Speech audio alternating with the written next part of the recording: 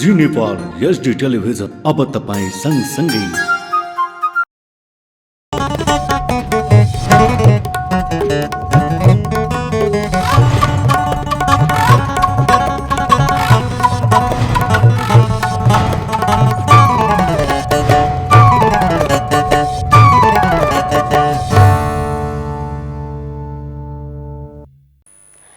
नमस्कार, जी नेपाल न्यूजमा यहाँहरूलाई स्वागत छ। म कविता चापागाई। सुरु गरौं प्रमुख समाचारका शीर्षकहरूबाट। नागरिकता विधेयक प्रमाणीकरणमा ढिलाइ भएको भन्दै सांसदहरूको आपत्ति। नागरिकता विहीन भएर आत्महत्या गर्न बाध्य भए पनि शीर्ष नेताहरू गम्भीर हुन नसकेको धारणा। कर्मचारीहरूको नयाँ तलबमान एवं ग्रेड स्वीकृत गर्ने सरकारको निर्णय। बाढीबाट बढी क्षति भएका भौगोलिक क्षेत्रलाई विपद संकटग्रस्त क्षेत्र घोषणा गर्ने। वर्तमान सरकारले देशको हित र विकासका कुनै काम गर्न नसकेको एमालेका अध्यक्ष ओलीको आरोप। युवाहरूले नै देशलाई बनाउनु पर्ने अवस्था आएको धारणा।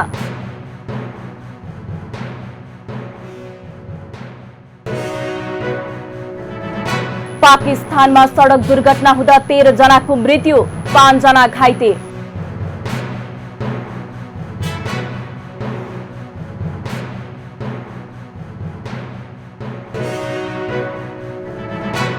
र पहिलो संस्करणको राष्ट्रिय खुला स्नोकर पोखरामा आयोजना हुँदै। प्रतियोगिता भदौ 12 देखि 19 गतेसम्म सञ्चालन हुने।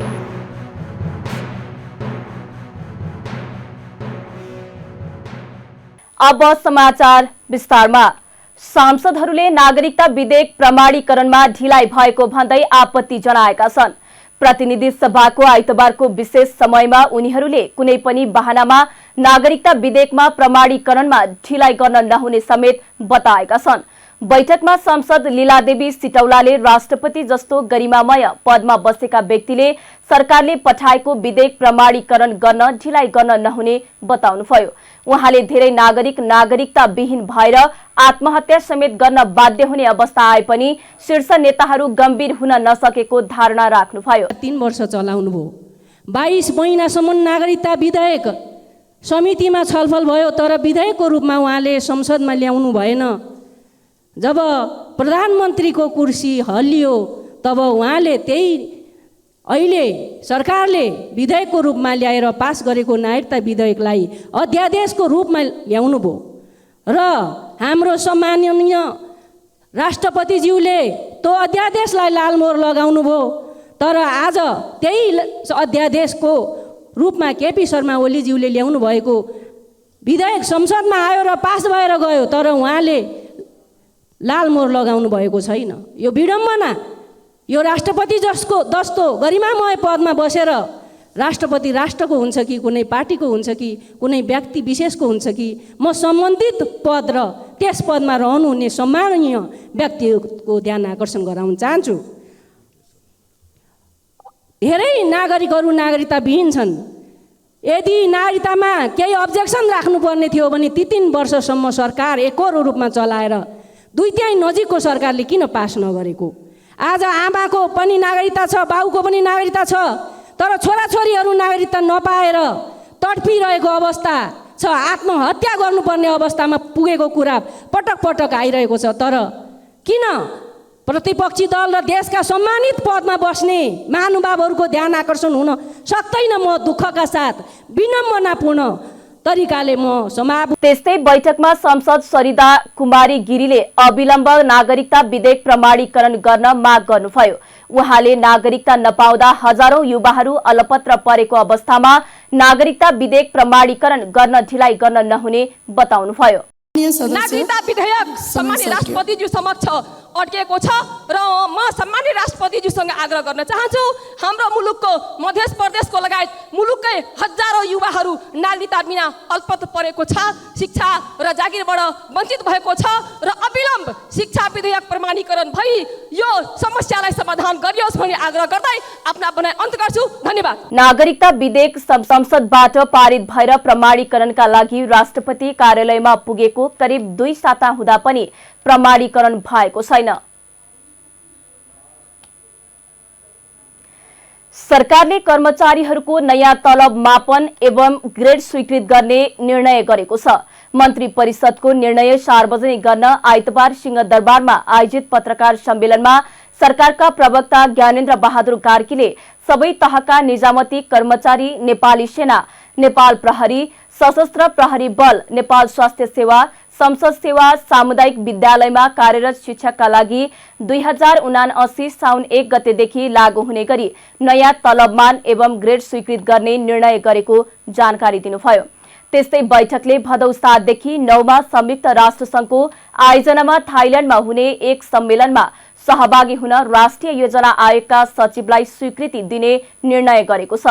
विश्व बैंकबाट हरित उत्पादनशील र समावेशी विकासका लागि प्राप्त हुने करिब 12 अर्ब 70 करोड रुपैयाँ बराबरको सहुलियतपूर्ण ऋण सहायता स्वीकार गर्ने भएको छ भने जापान सरकारबाट पूर्वी तराईको सिंचाई प्रणाली पुनः आयोजनाका लागि प्राप्त हुने करिब 2 अर्ब 13 करोड 64 लाख अनुदान सहायता पनि सरकारले स्वीकार गरेको प्रवक्ता कार्कीले जानकारी दिनुभयो। त्यस्तै बैठकले सप्तकोशी बाढीबाट बढी क्षति भएका भौगोलिक क्षेत्रलाई विपद संकटग्रस्त क्षेत्र घोषणा गर्ने निर्णय भएको उहाँले बताउनुभयो। कोरेट अफ 2021 कार्यक्रममा सहभागीका लागि राष्ट्रिय योजना आयोगका सचिवलाई स्वीकृत दिने, विश्व बैंकबाट हरित उत्पादनशील र समावेशी विकासका लागि प्राप्त हुने अमेरिकी डलर 100 मिलियन करिब रु 12 अर्ब 70 करोड सहुलियतपूर्ण ऋण सहायता स्वीकार गर्ने, जापान सरकारबाट पूर्वी तराईको सिंचाई प्रणाली पुनर्स्थापना आयोजनाका लागि प्राप्त हुने जापानी येन 2256 मिलियन करिब 2 अर्ब 13 करोड 64 लाख अनुदान सहायता स्वीकार गर्ने, सबै तहका निजामती कर्मचारी, नेपाली सेना, नेपाली प्रहरी, सशस्त्र प्रहरी बल, नेपाल स्वास्थ्य सेवा, संसद सेवा, सामुदायिक विद्यालयमा कार्यरत शिक्षकका लागि 2079 साउन 1 गते लागू हुने गरी नयाँ तलबमान एवं ग्रेड स्वीकृत गर्ने, आर्थिक वर्ष 78-79 का लागि मन्त्रालय अन्तर्गत विभिन्न आयोजनाहरूका लागि राजपत्राङ्कित श्रेणीका 51वटा पदहरूको अस्थायी दरबन्दी स्वीकृत गर्ने, आर्थिक वर्ष 2078-79 का लागि मन्त्रालय अन्तर्गत राजपत्राङ्कित श्रेणीका 58वटा पदहरूको स्थायी दरबन्दी स्वीकृत गर्ने, आर्थिक वर्ष 2078-79 का लागि मन्त्रालय अन्तर्गत राजपत्राङ्कित श्रेणीका 20वटा पदहरूको अस्थायी दरबन्दी स्वीकृत गर्ने। मैले यी 3टा मन्त्रालय भने ऊर्जा जलस्रोत तथा सिंचाई मन्त्रालय, कानुन न्याय तथा संसदीय मामला मन्त्रालय, कृषि तथा पशु विकास मन्त्रालय।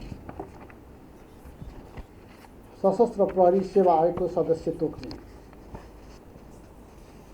नसिम राइनको प्रमाणपत्र नम्बर 15/01/01/05740 मिति 2071-8/7 मा जारी भएको वंशजको नागरिकता रद्द गरी निजलाई नेपाली नागरिकबाट हटाउने, सप्तकोशी नदीमा आएको बाढीबाट बढी क्षति भएका भौगोलिक क्षेत्रलाई विपद संकटग्रस्त क्षेत्र घोषणा गर्ने, पर्वत जिल्ला कुस्मा नगरपालिका वडा नम्बर 5 स्थित 13 रोपनी 15 आना जग्गा मध्ये जिल्ला समन्वय समिति पर्वतले भोग चलान गरेको 6 रोपनी 6 आना 2 पैसा 1 दाम रोपनी जग्गा मध्ये 2। त्यस्तै बैठकले राष्ट्रिय खेलकुद प्रतियोगिता सम्बन्धी निर्देशिका 2079 स्वीकृत गरेको छ भने भारतीय सेनाका स्थल सेना अध्यक्षलाई नेपाल भ्रमणको औपचारिक निमन्त्रणा पठाउने निर्णय गरेको छ। यस्तै बैठकले मन्त्री परिषदले ऊर्जा, कानुन र कृषि मन्त्रालयका लागि अस्थायी दरबन्दी सिर्जना गर्ने निर्णय गरेको प्रवक्ता कार्कीले बताउनुभयो। नेकपा एमालेका अध्यक्ष केपी शर्मा ओलीले वर्तमान सरकारले देशको हित र विकासका कुनै काम गर्न नसकेको आरोप लगाउनु भएको छ। आइतबार काठमाडौँमा आयोजित राष्ट्रिय युवा सम्मेलनलाई सम्बोधन गर्दै अध्यक्ष ओलीले आफू नेतृत्वको सरकारले विकासका धेरै कार्यक्रम ल्याए पनि वर्तमान सरकारले निरन्तरता दिन नसकेको आरोप लगाउनु भएको हो। उहाँले यसअघिको एमाले सरकारले विभिन्न राजमार्ग, देशैभर 396 अस्पताल लगायतका विभिन्न आयोजनाको शिलान्यास गरे पनि वर्तमान सरकारले पैसा अभाव भएको भन्दै उक्त आयोजनालाई निरन्तरता दिन नचाहेको बताउनुभयो। आफू प्रधानमन्त्री हुँदा लिपुलेक, लिम्पियाधुरा, कालापानी फिर्ताका लागि पत्रचार नै गरे पनि अहिलेको सरकारले आफ्नो भूभागलाई समस्याका रूपमा चित्रण गरेको उहाँको भनाइ छ। ओलीले मुलुकको विकासका लागि स्वच्छ सरकार बन्नुपर्ने र त्यागी नेता हुनुपर्ने जिकिर गर्नुभयो। आफ्नो पार्टीले सदैव युवाहरूलाई अवसर दिएको भन्दै ओलीले युवाहरूले नै देशलाई बनाउनु पर्ने अवस्था आएको धारणा राख्नुभयो। उहाँले आफू सदैव देशका लागि समर्पित भएको र बाँचुन्जेल देशको सेवा गर्ने बताउनुभयो। नपाउनु पर्नेले पायो, पाउनु पर्ने जनताले पाएन, जनता लुटियो। त्यसकारण म वर्तमान सरकारलाई कटाक्ष गर्ने अथवा आलोचना गर्ने कुनै रुचि नै राख्दिनँ। तर प्रश्न के छ भने फेरि भन्नै पर्ने हुन्छ, म प्रधानमन्त्री हुँदा पैसा छैन पैसा छैन पैसा छैन भने कहिल्यै सुन्नुभयो तपाईँहरूले? यता पनि पैसा छ, उता पनि पैसा छ, हुलाकी राजमार्ग बन्छ पैसा छ, धराहरा बन्छ पैसा छ, रानी पोखरी बन्छ पैसा छ, दरबार हाई स्कुल बन्छ पैसा छ, आर्मीको हेडक्वार्टर बन्छ पैसा छ, आर्मीको युनिभर्सिटी खुल्छ पैसा छ, अर्को युनिभर्सिटी खुल्छ पैसा छ, 396वटा हस्पिटल एकै ठाउँबाट मैले शिलान्यास गरेँ, बजेट छुट्याएँ, निर्माण कार्य सुरु भयो, पैसा छ। अहिले सबै पैसा कटेको छ, सबै पैसा छैन, केही विकास गर्न पैसा छैन, बाटो बनाउने पैसा छैन, पुल बनाउन पैसा छैन, बनाइसकेको ठेकदारलाई भुक्तानी दिने पैसा छैन। पैसा जान्छ कहाँ? अलक्षिण पशु कहाँबाट? चिन्ता त्यो हो, पैसा कहाँ गयो? कसरी हरायो पैसा? देशको पैसा कहाँ गयो? म त जहाँ जता फर्क्यो त्यहाँ गर्दै थिएँ त, अहिले किन भएन? त्यसकारण मेरो यो सरकारलाई आलोचना गर्ने कुनै रुचि छैन र प्रतिस्पर्धा गरौँ भन्छु म। नेकपा एमालेले ल्याएका विचारसँग अरू सरकारले त्योभन्दा राम्रा विचार ल्याओस्, त्योभन्दा राम्रा काम गरोस्, विकासका काम अगाडि बढाओस्। अनि मैले त लिम्पियाधुरा, लिपुलेक, कालापानी हाम्रो जमिन हो, फिर्ता पाऊँ भनेर, फिर्ता हुनुपर्छ भनेर संवाद गरौँ भनेर पत्राचार गरेको थिएँ। यो सरकार आएपछि के भन्नु? लिम्पियाधुरा, लिपुलेक, कालापानी समस्या हुन्। समस्या पो भन्छ आफ्नो भागलाई।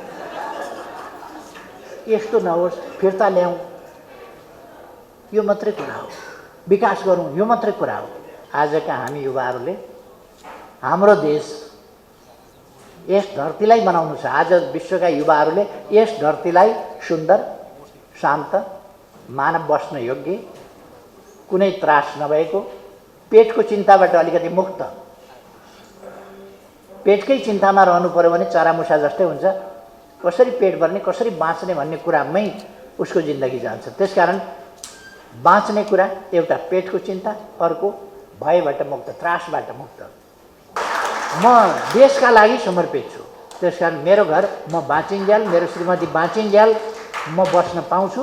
त्यसपछि अहिले पनि म त्यो घर बन्दकी राख्न सक्दिनँ, म त्यो घर बेच्न सक्दिनँ, बेचेर खर्च चलाउन सक्दिनँ। बिमारी भए पनि उपचार तपाईँहरूले गराउनु भयो भने कोही, नत्र भने मसँग पैसा छैन। किन पैसा छैन भने अलिकति त सांसद छु, सांसदको हिसाबले थोरैतिर आउँछ, नत्र भने मैले घर बेचेर उपचार गर्छु भन्ने पनि छैन। किन घर दान गरिसकेको छ, दान गरेका चिज बेच्न पाइँदैन, तपाईँहरूलाई थाहै होला। त्यसो भएर मेरो डेडिकेसन छ, र डेडिकेसन इनएक्टिभ खालको डेडिकेसन होइन, एक्टिभ डेडिकेसन। जबसम्म म जीवित रहन्छु, देशका लागि जीवित रहन्छु, जनताका लागि जीवित रहन्छु भन्नेहरूले त अलिकति आलोचना गरिरहन्छ। राजनीतिमा यस्तै हो, कुन्ती मोक्तानले गाएको गीत जस्तै म पनि खुट्टा तान्दै गर म त हिँड्छु मेरै बाटो खुट्टा तान्दै गर गीत गाउँदै गर्छु, गीत पनि गाउँदै गर्छु, अगाडि पनि बढ्दै गर्छु। आफ्नो अभियानमा आफ्नो कुरामा म अगाडि बढिरहेको छु। अनि काठमाडौँ महानगरको जस्तो उपमेयर, मेयर त जवान भने पनि दारी अलिअलि फुल्न थालेको छ क्या, तैपनि उहाँ जवान हुनुहुन्छ। त्यतिको मान्छेलाई जवान नभन्न मिल्दैन, जवानै छ। जहाँसम्म पोलिटिकल पार्टीले महत्त्व दियो कि दिएन भन्ने होइन, महानगरको उपमेयर 29 वर्षको उपमेयर एमाले पार्टीले दिएको छ, बनाएको छ, जिताएको छ। अरू पार्टीले अरू केही वर्ष लगाएर पनि 29 वर्षकोलाई कमसेकम क्यान्डिडेटसम्म बनाउने हिम्मत गरौँ त। अर्को कति यङ मिनिस्टर्स मैले बनाएको छु, मेरो क्याबिनेटमा यङ मिनिस्टर्स थिए, unmarried, 35, 36 years, 32, 38. They are not youth. Of course they are youth. They are. त्यसै कारण महत्त्व नदिएको होइन। अब सबै युवा राख्यो भनेदेखि त फेरि तपाईँहरूलाई एउटा के राख्न हुन्न भने अपरेसन गर्दाखेरि मेन सर्जनले आफ्ना सहयोगी सर्जनहरूलाई अपरेसन गर्न लाउँछ, अगाडि बसेर हेर्छ। त्यस्तै अध्यक्ष ओलीले आफूसँग उपचार गर्ने पैसा समेत नभएको बताउनुभयो। आफ्नो र श्रीमतीको नाममा रहेको घर र जग्गा दान गरिसकेको बताउँदै उपचारका लागि आवश्यक परेमा त्यसलाई बेच्न पनि नसक्ने उहाँले बताउनुभयो। त्यसैगरी ओलीले अहिले श्रीमतीलाई प्रधानमन्त्री बनाउन नेताहरूको ध्यान केन्द्रित भएको टिप्पणी गर्नुभएको छ।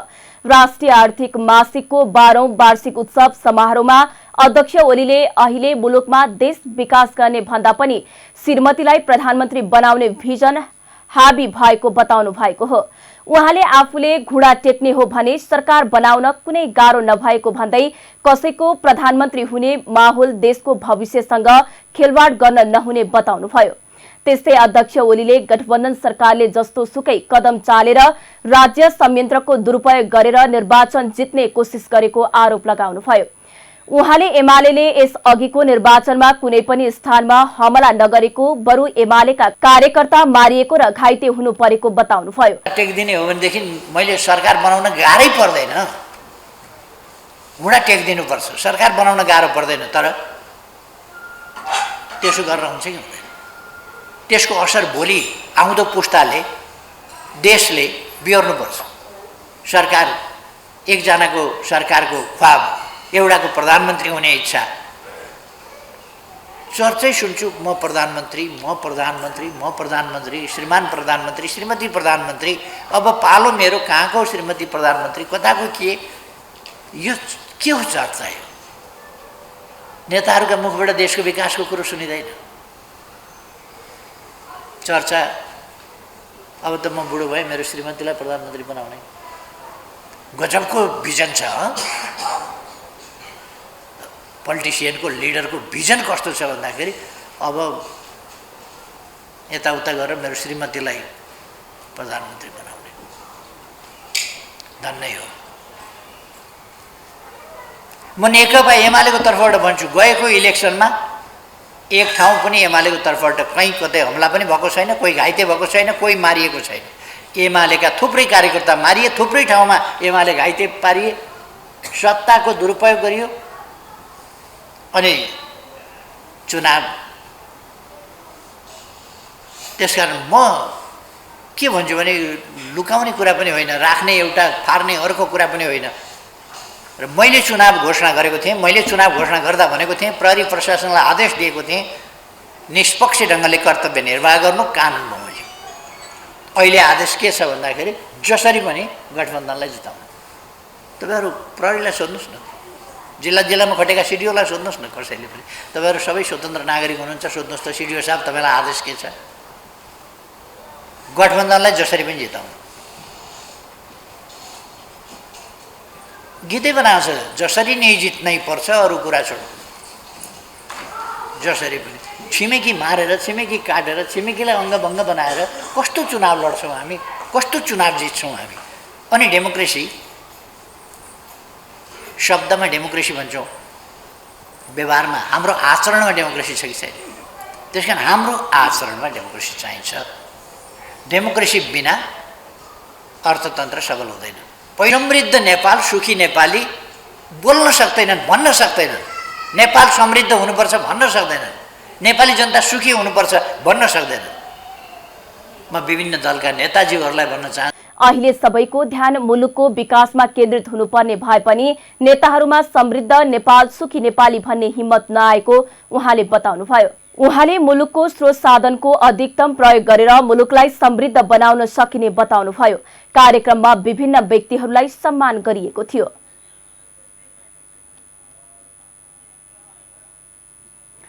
नेकपा एमालेका सचिव योगेश भट्टराईले काठमाडौँको फोहोर उठाउन सरकारको हुती नभएको टिप्पणी गर्नुभएको छ। प्रतिनिधि सभाको आइतबारको बैठकको शून्य समयमा भट्टराईले काठमाडौँमा फोहोर नउठेको 71 दिन हुँदा पनि प्रधानमन्त्रीले कुनै पहल नगरेको र मन्त्रीहरू बेखबर रहेको भन्दै फोहोर उठाउन सरकारको हुती नभएको बताउनु भएको हो। उहाँले काठमाडौँमा फोहोर नउठ्दा हैजा र झाडा पखालाको महामारीको खतराका साथै उपत्यकाको सौन्दर्य नै गुम्ने खतरा भएकाले फोहोर व्यवस्थापनको ठोस प्रस्ताव लिएर आउन काठमाडौँका मेयर बालेन्द्र शाहलाई सुझाव दिनुभयो। वर्तमान सरकारको भर परे काठमाडौँको मेयर शाह असफल हुने उहाँको भनाइ छ। नउठेको इतिहास छ। आज 71 दिन भयो, प्रधानमन्त्रीले कुनै पहल गर्नुभएको छैन। सम्बन्धित मन्त्रीहरू बेखबर छन्। त्यस्तै झाडा पखाला, हैजा लगायत काठमाडौँको फोहोरले काठमाडौँलाई डुङडुङती गराउने अवस्थामा पुगेको छ। यो सरकारले कुनै पहल कदमी गर्न सक्दैन। यो सरकारको हुती पनि छैन। त्यसैले म सरकारको ध्यान आकर्षण गर्दिनँ। आज म काठमाडौँका मेयर बालेन्द्र शाहलाई भन्न चाहन्छु, आउनुहोस् ठोस प्रस्तावसहित नेकपा एमालेसँग त्यो भिजन छ, त्यो दृष्टिकोण छ। नेकपा एमाले पूर्ण क्षमताका साथ तपाईँलाई सहयोग गर्न तयार छ। यदि तपाईँ सरकारको भर पर्नुभयो भने तपाईँ असफल हुने निश्चित छ। काठमाडौँको बर्बादी हुनेछ। सांस्कृतिक सहर काठमाडौँलाई भट्टराईले एमालेसँग भिजन र दृष्टिकोण रहेकाले काठमाडौँका मेयरलाई सहयोग गर्न तयार रहेको बताउनुभयो। नेपाल निजामती कर्मचारी संगठनले आफूहरूको माग बमोजिम 3 तहको कर्मचारीलाई मार्ग निर्देशन गर्ने ऐन जारी नभएमा आन्दोलन गर्ने चेतावनी दिएको छ। आइतबार काठमाडौँमा केन्द्रीय कार्य समितिको दोस्रो बैठकको निर्णय सार्वजनिक गर्दै संगठनका अध्यक्ष लेखनाथ कोइरालाले आफूहरूको माग बमोजिम 3 तहको कर्मचारीलाई मार्ग निर्देशन गर्ने ऐन जारी नभएमा संगठनको नेतृत्वमा चरणबद्ध आन्दोलनका कार्यक्रम अगाडि बढाउने चेतावनी दिनुभएको हो। उहाँले आवश्यक परे आन्दोलनका लागि अन्य ट्रेड युनियनलाई समेत आह्वान गरिने जानकारी दिनुभयो। प्रस्तावित संघीय निजामती सेवा ऐन स्थानीय, प्रदेश र केन्द्रीय 3 तहमा कार्यरत कर्मचारीहरूलाई मार्ग निर्देशन गर्ने मूल कानून निजामती सेवा ऐन जारी गर्न नेपाल सरकारले ढिलासुस्ती गरेको भन्दै उहाँले आपत्ति जनाउनुभयो। अध्यक्ष कोइरालाले नेपाल निजामती कर्मचारी संगठन केन्द्रीय समितिको बैठकले दूरगामी महत्व राख्ने निर्णयहरू गरेको बताउनुभयो। उहाँले दोस्रो बैठकमा लेखा परीक्षण, अनुशासन आयोग र निर्वाचन आयोगका अध्यक्ष तथा सदस्यहरूलाई 2 दिने प्रशिक्षण दिएको बताउनुभयो। जो संसदमा हामी लैजान्छौँ भन्ने तयारीमा लागेको छ भनेर सुनेका छौँ हामीले, त्यसमा समावेश गरेको कुरा छैन। यसकारण हामीले सरकारलाई चेतावनी दिएका छौँ। के चेतावनी दिएका छौँ भने बालुवाटारमा गएर सम्माननीय प्रधानमन्त्री शेरबहादुर देउवालाई भनिन्, सम्माननीय प्रधानमन्त्रीज्यू हाम्रा सुझाव स्वीकार नगरिकन ऐन ल्याउनु हो भने यो ऐन कार्यान्वयन हुँदैन, यो ऐन कर्मचारीले च्यातिहाल्छन्, तपाईँहरूलाई यो जारी गर्ने दुःख मात्रै हुन्छ, नल्याउनु होला, यो समावेश नगरिकन समावेश गरेर ल्याउनुहोस्। अत्यन्तै महत्त्वपूर्ण राम्रा सुझाव छन्। ट्रेड युनियनलाई सशक्त बलियो गर्ने, तर ट्रेड युनियनका नेताहरूलाई आचार संहिताले अलि नियन्त्रण गर्ने कुरा राख्नुहोस् भनेका छौँ। अफिसरसम्मको लागि ट्रेड युनियन अधिकार जो अहिले छ त्यसलाई कपी पेस्ट गरेर राखिदिनुहोस्। सङ्घ, प्रदेश र स्थानीय तहमा ट्रेड युनियन अधिकार जोड्ने गरी राखिदिनुहोस्। फुटाउने गरी होइन, जोड्ने गरी। मैले यसलाई जोड गरेर भने आयो। कर्मचारी छिटो बढुवाउने अर्थात् वृद्धि विकासको कुरा नछोड्नुहोस्। चाँडो बढुवा भयो भने कर्मचारी हौसला बढ्छ उसलाई। ऊ हतोत्साहित हुन्छ, प्रोत्साहित हुन्छ, काममा बढी जाँगर राखेर लाएर उसले काम गर्छ। धेरै कुरा हामीले भनेका छौँ। सत्तामा रहेका, सरकार चलाइरहेका प्रधानमन्त्रीलाई मात्रै भनेनौँ हामीले, प्रतिपक्षमा रहेका एकदम देशभरि चर्चाकै शिखरमा, उहाँको भन्दा बढी चर्चा अहिले सायद हामीले सुनेको पनि छैन। नेकपा एमालेका श्रद्धेय अध्यक्ष केपी शर्मा ओलीलाई गएर बालकोटमा भेटेका छौँ, बालुवाटारदेखि बालकोट। हामीलाई भन्दा बढी त पूर्व प्रधानमन्त्री केपी ओलीलाई थाहा छ यो ऐनको बारेमा। सबै कुराहरू हामीले भनेका छौँ उहाँलाई। तपाईँ अहिले प्रमुख प्रतिपक्ष दलको नेता हो, सरकार बनाउनुको लागि प्रतीक्षा गरिरहेको प्रमुख प्रतिपक्ष हो तपाईँ। सायद मङ्सिर पछाडि तपाईँकै नेतृत्वमा सरकार बन्छ होला, हामी त यसो त्यस्तै सुनिरहेछौँ। यो ऐन ल्याउने कुरामा तपाईँले विशेष भूमिका निर्वाह गर्नुपर्छ। सरकारलाई शेरबहादुर देउवालाई अलि दबाब दिनुपर्छ तपाईँले, भन्नु पर्यो नि। प्रतिपक्षीय नेता त बलियो हुन्छ नि संसद। यो कुरा हामीले केपी ओलीलाई भनेका छौँ। उहाँले हर सम्भव प्रयत्न हुन्छ तपाईँहरूका पक्षमा कानुन ल्याउने कुरामा। नेकपा एमालेको तर्फबाट, मेरो संसदीय दलको तर्फबाट म सबै सांसद, माननीय सचेतक, प्रमुख सचेतक सबैलाई यो कुरा भनेको छु, फेरि पनि भन्छु भन्नुभएको छ। यहाँलाई लाग्न सक्छ, तर यो अघि सञ्चारकर्मी साथीले राख्नु भएको जिज्ञासा यिनै विषयसँग केन्द्रित थियो। अनि यो ऐन ल्याउने कुरामा धेरै कुरा सरकारले अटेर गरिरहेको, हाम्रा सुझावहरू नटेरिरहेको सन्दर्भमा केही साथीहरूले यो ऐन आयो भनेदेखि त धेरै कुरा अवरुद्ध हुन्छन्। निजामती क्षेत्रको साख खस्किन्छ, निजामती क्षेत्रको गरिमा कम हुन्छ।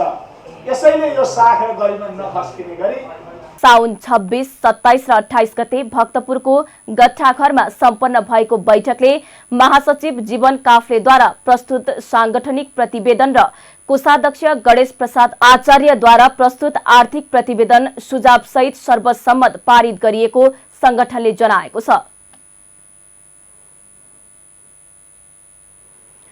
राष्ट्रिय मानव अधिकार आयोगले संक्रमणकालीन न्याय सम्बन्धी विधेयकमा सशस्त्र द्वन्द्वकालमा भएका घटनालाई मानव अधिकारको उल्लङ्घन र गम्भीर मानव अधिकारको उल्लङ्घनको रूपमा व्याख्या गर्न सुझाव दिएको छ। आयोगले आइतबार ललितपुरमा पत्रकार सम्मेलन मार्फत बेपत्ता पारिएका व्यक्तिको छानबिन, सत्य निरूपण तथा मेलमिलाप आयोग ऐन तथा उक्त ऐनलाई संशोधन गर्न बनेको विधेयकका सम्बन्धमा आयोगको धारणा सार्वजनिक गर्दै ऐन संशोधन गर्न विभिन्न 12 सुझाव दिएको जनाएको हो। परिभाषा खण्डमा रहेको अन्तर्राष्ट्रिय मानवीय कानून एवं अन्तर्राष्ट्रिय मूल्य मान्यता अनुरूप नभएकाले वस्तुगत आधार र कारण सहित वर्गीकरण गरी परिभाषा गर्न पनि सुझाव दिएको छ। त्यस्तै पीडित राहत र परिपूरण लिन विभिन्न निकायमा धाउनुपर्ने वर्तमान अवस्थाको अन्त्य गर्न आयोगबाटै निकासा हुने प्रबन्ध गर्न पनि सुझाव दिएको आयोगका अध्यक्ष तय बहादुर मगरले जानकारी दिनुभयो। नियमित आन्दोलनमा विचाराधीन रहेका मुद्दाहरू विशेष अदालतमा सार्ने विषय उचित नहुने भएकाले यसअघि रहेको प्रबन्धमा संशोधन गर्नुपर्ने, द्वन्द्वकालीन घटनाका सम्बन्धमा प्रत्यक्ष र भौतिक प्रमाणको अभाव हुन सक्ने तथ्यलाई विचार गरी परिस्थितिजन्य प्रमाणलाई समेत प्रमाणका रूपमा लिन सक्ने गरी कानूनी प्रबन्ध गर्नुपर्ने उहाँले बताउनुभयो। उहाँले द्वन्द्वरत सशस्त्र विद्रोही पक्षको तर्फबाट हतियार उठाउने तत्कालीन विद्रोही सेना र राज्य पक्षको तर्फबाट परिचालन भएका सुरक्षाकर्मीहरूलाई संक्रमणकालीन न्यायको सिद्धान्त अनुरूप बिना भेदभाव समान व्यवहार गर्ने प्रबन्ध गर्न पनि सुझाव दिएको बताउनुभयो। परिभाषा गर्न आवश्यक भएकोले अन्तर्राष्ट्रिय मानवीय कानुन अनुकूल हुने गरी परिभाषा गर्न। क मानवता विरुद्धको अपराध, ख युद्ध अपराध, ग सशस्त्र व्यक्ति, घ निशस्त्र व्यक्ति, ङ बाल सेना, च यौनजन्य हिंसा जबरजस्ती गर्ने आदि। 3 आयोगलाई प्रभावकारी बनाउन पर्याप्त समय, स्रोत तथा साधनको व्यवस्थापन हुने गरी आवश्यक प्रबन्ध गर्न। दफा 13 मा आयोगको काम कर्तव्य र अधिकारभित्र मानवता विरुद्धको अपराध र बाल सेनाको प्रयोगबारे सत्यको अन्वेषण तथा निरूपण गर्न सङ्क्रमणकालीन न्यायको सिद्धान्त अनुसार सम्बोधन हुने गरी आयोगलाई जिम्मेवार दिने प्रबन्ध गर्न। 5. सर्वोच्च अदालतले समेत भेटिङको विषयमा छुट्टै कानुनी व्यवस्था गर्न निर्देशनात्मक आदेश समेत जारी गरेको अवस्थामा केही नगरी भेटिङ शब्द मात्रै प्रयोग गरेको देखिएकोले यस सम्बन्धमा स्पष्ट हुने गरी कानुनी प्रबन्ध गर्न। 6. पीडित राहत र परिपूरण लिन विभिन्न निकायमा धाउनु पर्ने वर्तमान अवस्थाको अन्त्य गर्न आयोगबाटै निकास हुने प्रबन्ध गर्न। 7. आयोगलाई दिएको अधिकार आयोगले स्वतन्त्र रूपमा प्रयोग गर्न पाउनुपर्छ भन्ने विषयमा कुनै विवाद हुन सक्दैन। तथापि स्वच्छ सुनवाईको अधिकार र पुनरावेदनको अधिकारका लागि विशेष अदालतको निर्णय नै अन्तिम हुने दफा 29 को व्यवस्था संशोधन गर्न। 8. नियमित अदालतमा विचाराधीन रहेका मुद्दाहरू विशेष अदालतमा सार्ने विषय उचित नहुने भएकाले दफा 29 को प्रबन्धमा संशोधन गर्न। 9. द्वन्द्वकालीन घटनाका सम्बन्धमा प्रत्यक्ष र भौतिक प्रमाणको अभाव हुन सक्ने तथ्यलाई विचार गरी परिस्थितिजन्य प्रमाणलाई समेत प्रमाणका रूपमा लिन सक्ने गरी कानुनी प्रावधान गर्न। 10. तत्काल घटना हुँदाको प्रचलित कानुनी मूल्याङ्कन 2020 र मौजुदा मुलकी अपराध संहिता लगायतमा रहेका हदम्याद समेतका प्रावधानहरू सङ्क्रमणकालीन न्यायसँग सामञ्जस्य हुने गरी व्यवस्थापन नगरेसम्म दोषीलाई कारबाही हुन सक्ने अवस्था नभएको र हाल संसदमा दर्ता भएको विधेयकले त्यसतर्फ कुनै संशोधन नगरेको हुँदा मानव अधिकारको गम्भीर उल्लङ्घन गर्ने तथा मानवता विरुद्धको अपराधमा संलग्न कसुरदारलाई कारबाही गर्न सक्ने गरी कानुनी प्रावधान गर्न। द्वन्द्वरत सशस्त्र विद्रोही पक्षको तर्फबाट हतियार उठाउने तत्कालीन विद्रोही सेना र राज्य पक्षको तर्फबाट परिचालन भएका सुरक्षाकर्मीहरूलाई सङ्क्रमणकालीन न्यायको सिद्धान्त अनुरूप बिना भेदभाव समान व्यवहार गर्ने प्रबन्ध गर्न। सशस्त्र द्वन्द्वमा भाग नलिएका तर दुवै पक्षबाट आयोगले सशस्त्र द्वन्द्वमा भाग नलिएका तर दुवै पक्षबाट द्वन्द्वको चपेटामा परेका नागरिकलाई न्यायको अनुभूति दिलाई राहत र परिपूरण प्रदान गर्ने गरी आवश्यक प्रबन्ध गर्नु उचित हुने जनाएको छ। संक्रमणकालीन न्यायसँग सम्बन्धित ऐन संशोधनका लागि बेपत्ता पारिएका व्यक्तिको छानबिन सत्य निरूपण तथा मेलमिलाप आयोग संशोधन विधेयक 2079 सरकारले संसदमा पेश गरेको छ। नेपालमा थप 455 जनामा कोरोना संक्रमण पुष्टि भएको छ। देशभर गरिएको 2308 पीसीआर परीक्षणका क्रममा 305 जना र 2521 एन्टिजेन परीक्षणका क्रममा 150 जनामा कोरोना संक्रमण पुष्टि भएको हो। कोरोनाका कारण थप 2 जनाको मृत्यु भएको छ। हालसम्म नेपालमा कोरोनाका कारण 11,988 जनाको मृत्यु भइसकेको छ। त्यस्तै थप 302 संक्रमित निको हुँदा हालसम्म नेपालमा 9,75,609 जना निको भएका छन्। हाल नेपालमा 5,435 सक्रिय संक्रमित आइसोलेसनमा रहेको स्वास्थ्य मन्त्रालयले जनाएको छ।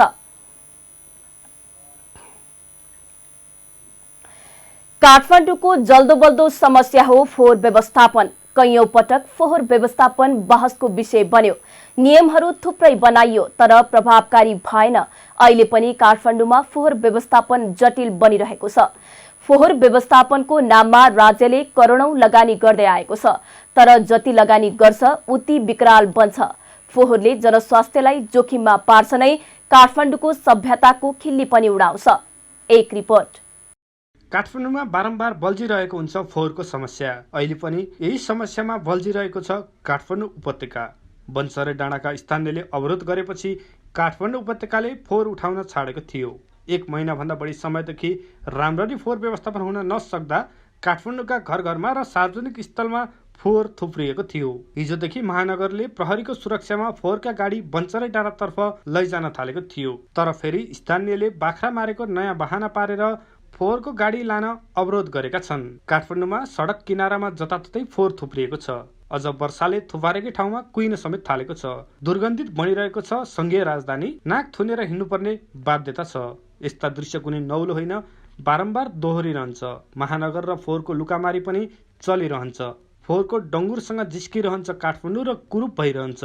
काठमाडौँवासीले किस्ता किस्तामा समस्या झेलिरहेका छन्। फोहोर व्यवस्थापनको नाममा राज्यले करोडौँ लगानी पनि गर्दै आएको छ, तर जति लगानी गर्छ उति विकराल बनिरहेको छ फोहोरको समस्या। फोहोरले जनस्वास्थ्यलाई जोखिममा पार्नुका साथै काठमाडौँको सभ्यतालाई पनि खिल्ली उडाइरहेको छ। फोहोर नउठ्दा महानगरका प्रतिनिधि हुल बाँधेर सिसोडोल पुग्छन्। महानगरका प्रतिनिधि मात्र होइन, मन्त्रीको टोली पनि पुग्छन्, तर पुग्ने बाहेक अरू पहल कदमी केही भएको देखिँदैन। काठमाडौँको फोहोरको व्यवस्थापन धेरैको चुनावी एजेन्डा बन्यो। थुप्रै जनप्रतिनिधि आए, तर जुनै जोगे आए पनि कानै चिरेको भने चाहिँ भइरहेको छ काठमाडौँको फोहोर व्यवस्थापन। जति जनप्रतिनिधि फेरिए पनि फोहोरको व्यवस्थापन फेरिन सकिएको छैन। कयौं पटक फोहोर व्यवस्थापन बहसको विषय बन्यो। थुप्रै नियम बनाइयो, तर प्रभावकारी भएन। अहिले पनि काठमाडौँको फोहोर व्यवस्थापन जटिल बन्दै गइरहेको छ। काठमाडौँ उपत्यकाको फोहोर व्यवस्थापनको जिम्मा निजी क्षेत्रलाई दिने 1.5 दशक अघिको योजना अलपत्र छ। विक्रम सम्वत 2066 सालमा फोहोर उठाउने, प्रशोधन गर्ने, विद्युत निकाल्ने र सरकारलाई रोयल्टी समेत तिर्ने गरी निजी क्षेत्रमा ल्याउन खोजिएको परियोजना अझै सम्झौता हुन सकेको छैन। जताततै फोहोर थुप्रिएकाले संक्रामक रोग फैलिने डर पनि उस्तै रहेको छ। फोहोरको लिच्चड केही गरी खानेपानीका पाइपमा पस्यो भने झाडा पखाला र हैजा फैलन सक्ने खतरा उत्तिकै रहेको छ।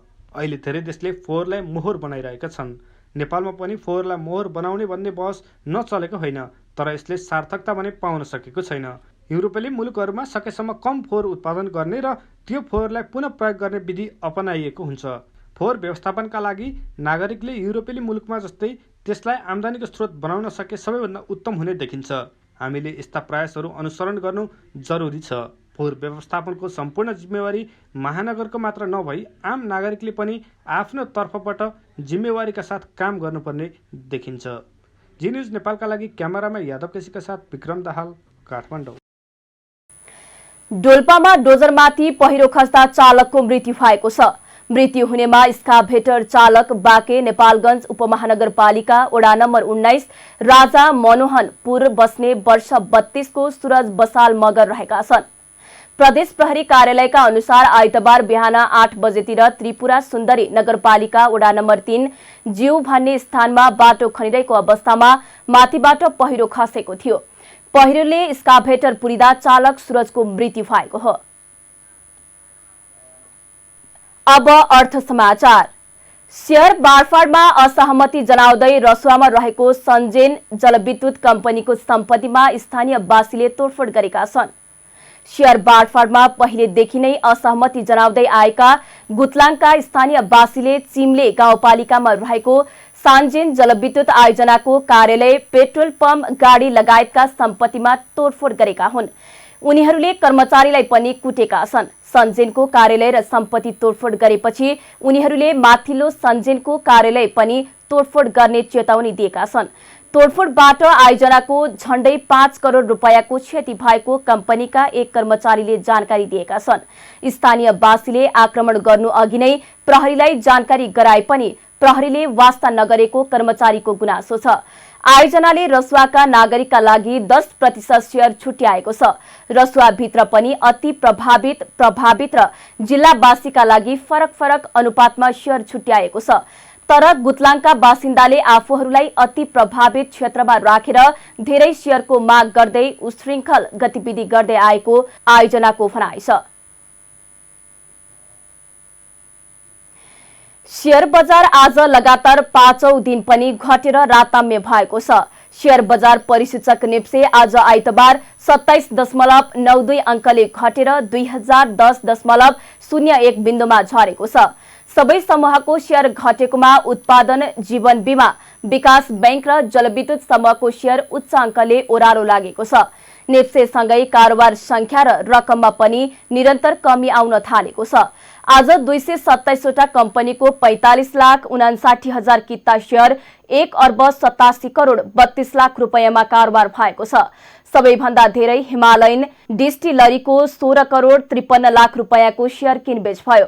आज गुराँस लघु वित्तको शेयर 7% र हिमालयन डिस्टिलरीको शेयर 6% ले घटेको छ। समग्रमा बजार रातम्य हुँदा पनि अप्पर हेवाखोला जलविद्युतको शेयर 8% बढेको छ। अब अन्तर्राष्ट्रिय समाचार। पाकिस्तानको पूर्वी प्रान्त पञ्जाबको रहिम यार खान शहरमा यात्रुवाहक बसमाथि ट्रक खस्दा कम्तीमा 13 जनाको मृत्यु हुनका साथै अन्य 5 जना घाइते भएका शनिबार राति स्थानीय सञ्चार माध्यमहरूले जनाएका छन्। चिनीको बोरा बोकेको ट्रक यात्रुवाहक बसमाथि खसेर दुर्घटना भएको जनाइएको छ। त्यसपछि 10 वटा आकस्मिक सवारी साधन र जिल्ला प्रशासनको क्रेनबाट उद्धार कार्य सुरु गरिएको उद्धार अधिकारीहरूले बताएका छन्। तर भारी वर्षाका कारण उद्धार कार्यमा कठिनाई भएको समाचारमा जनाएको छ। उद्धार टोलीले शुक्रबार बसबाट शव निकाल्दा 5 जनाको मृत्यु भएको जनाएको थियो।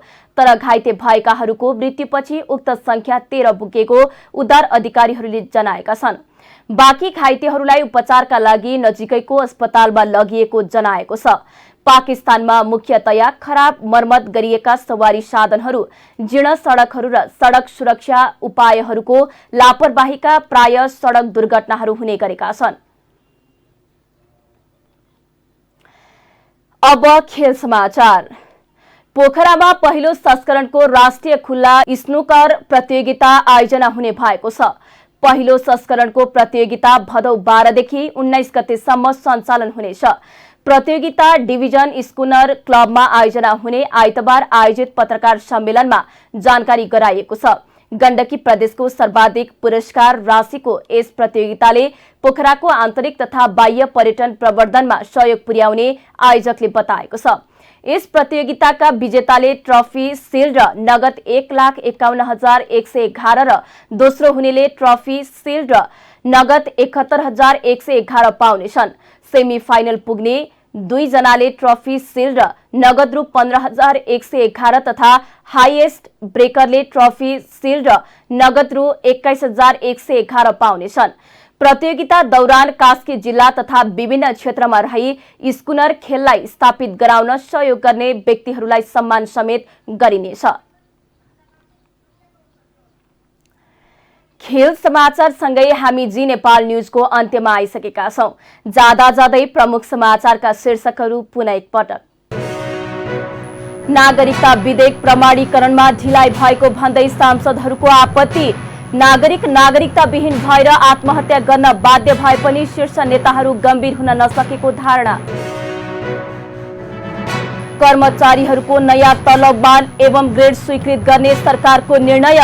बाढीबाट बढी क्षति भएका भौगोलिक क्षेत्रलाई विपद संकटग्रस्त क्षेत्र घोषणा गर्ने। वर्तमान सरकारले देशको हित र विकासका कुनै काम गर्न नसकेको एमालेका अध्यक्ष ओलीको आरोप। युवाहरूले नै देशलाई बनाउनु पर्ने अवस्था आएको धारणा।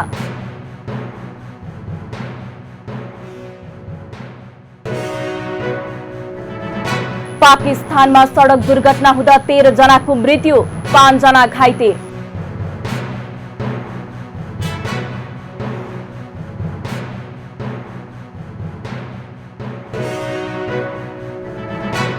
र पहिलो संस्करणको राष्ट्रिय खुल्ला स्नोकर पोखरामा आयोजना हुँदै प्रतियोगिता भदौ 12 देखि 19 गतेसम्म सञ्चालन हुने। प्रमुख समाचारका शीर्षकसँगै अहिलेका लागि जी नेपाल न्यूज सकियो। ताजा समाचार र मनोरञ्जनका लागि जी नेपाल न्यूज हेर्दै गर्नुहोला। नमस्कार।